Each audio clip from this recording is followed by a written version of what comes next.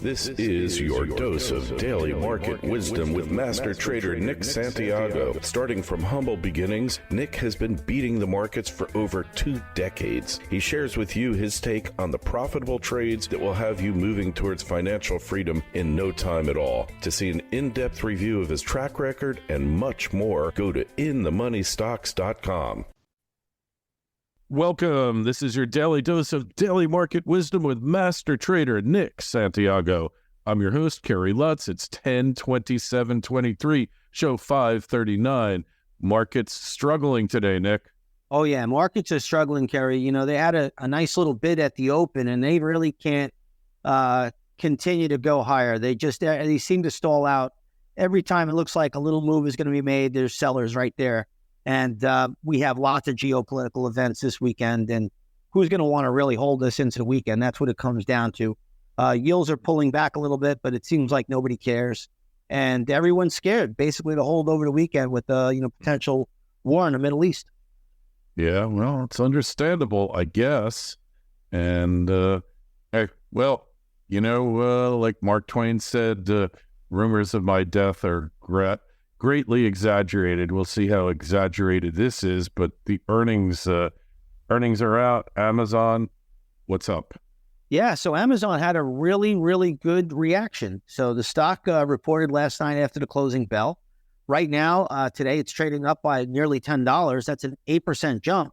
So very good reaction to Amazon earnings. And you also had a very good report, believe it or not, from Intel. Intel's been a dog for quite a while. This year, it looks like it's turning the corner a little bit, and we finally could talk about Intel a little bit, but that's up 10% today. So Intel is having a good bid, but even with those two reports today, the markets are still struggling. You're seeing lots of weakness in the banks today. JP Morgan in particular, down $3.42. That stock's down on news that Jamie Dimon next year is going to start to sell stock. So he came out earlier, I read it this morning, way before the opening bell, that he was going to, him and his family are going to now start to sell stock. And that is really hurting JPM today. That stock's down 2.5% as we speak. So that is important.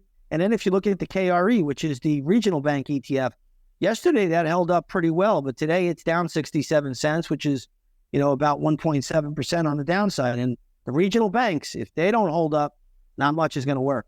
Yeah, well, we also saw news that the emergency Fed bailout fund is, increasing as usual at record highs every week. Yeah, so while the Fed does QT, their balance sheet barely budges, right? Because they're throwing money at the banking system. And like we said, going back to March earlier of 2023 this year, we said that the rally that occurred was, basically on what we call stealth QE, quantitative easing, without being called quantitative easing. And that's still going on. And that's the wild card here where, if you're short, these guys come in, put some money into the system, markets could go right back up. And that's, liquidity makes markets go up, and draining of liquidity makes them go down. Yeah, speaking of which, so next Wednesday, Fed's going to report their interest rate decision. You said before you expect it to be unchanged. Yes, I do expect the Fed to this time around next Wednesday to basically sit tight regardless of where yields go. But remember, if that 2-year Treasury note yield starts to creep up into that Fed funds rate territory, which is at 5.25% basically to 5.5%, that is problematic for the Fed, and it means that they're way behind the curve right now. I guess they could sit it out this meeting and not do anything and see where we go. But if the Fed does come out and, and they have to talk about where that 2-year Treasury note yield is, that's going to be a big problem. So we'll see what happens. The other caveat here is if the 2-year yield, which is, right now sitting at around 5.035%, can become, normalized from the inverted yield curve, that would be a big positive for markets, I believe, as long as yields are under 5%. But if they're over, it seems like that's just a threshold where the market just doesn't want to catch a bid. Right. Gotcha. Hey, so gold's holding up pretty good. It's down a couple bucks on the spot, but overall pretty good. Yeah, it's barely down. It's just going sideways here ever since we put in that little bit of a minor, pivot, which occurred really around the 20th of October. So really, it's just going sideways. And, with all the geopolitical fears out here, this is good action for gold. It's holding up well. And, gold is a good barometer of, potential war. And right now, nobody is budging on gold, selling it, I should say. They're just really sitting tight. Mm-hmm. All right. And Bitcoin's holding steady as well. Yeah, Bitcoin's kind of flat today, but it's had a big, big meteoric rise this week on the anticipation that there's going to be, some kind of spot Bitcoin ETF.